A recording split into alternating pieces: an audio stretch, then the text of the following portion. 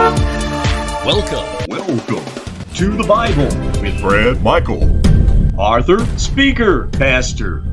challenging, changing lives. Brad's Christian perspective. Brad Michael. When you pray, do you expect God to answer your prayer? Are you praying with words of meaning and life and expectation? Or are your words and your prayers just words you offer up, never anticipating God to answer?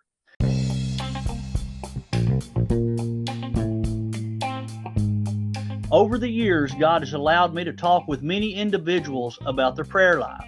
I must say, many I encounter have no prayer life at all, while others admit only to praying when they are in dire need.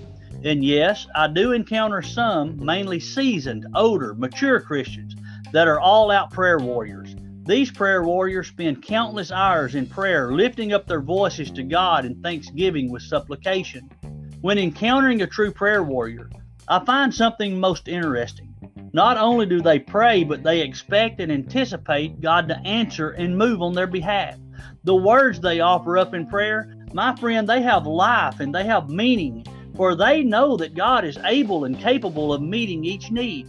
That brings me to an account recorded in 1 Kings chapter 17 of a widow woman and her son. Now Elijah is sent by God to the widow's house, and when Elijah encounters this widow for the first time, she's out gathering but a few sticks to build just a very small fire. For all she has left is enough meal to make a few small cakes for herself and her son.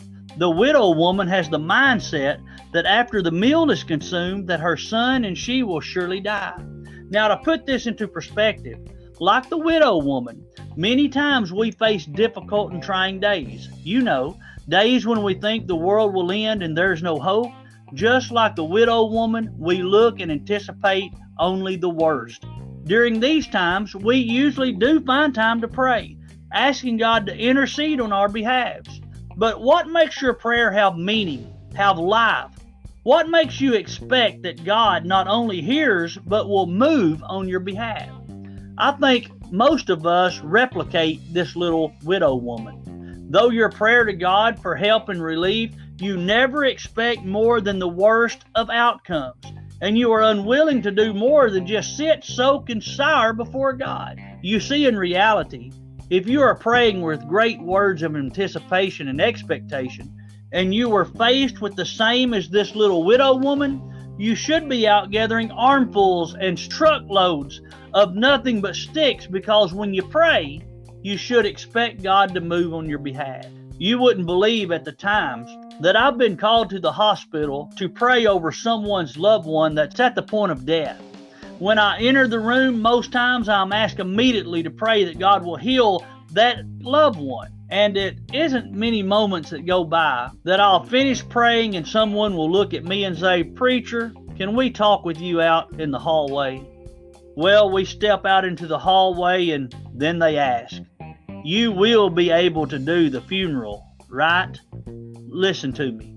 If you pray never believing or expecting God to answer your prayer, it's no wonder you are only experiencing the worst outcomes. Can I encourage you today to stop praying with dead words of faith?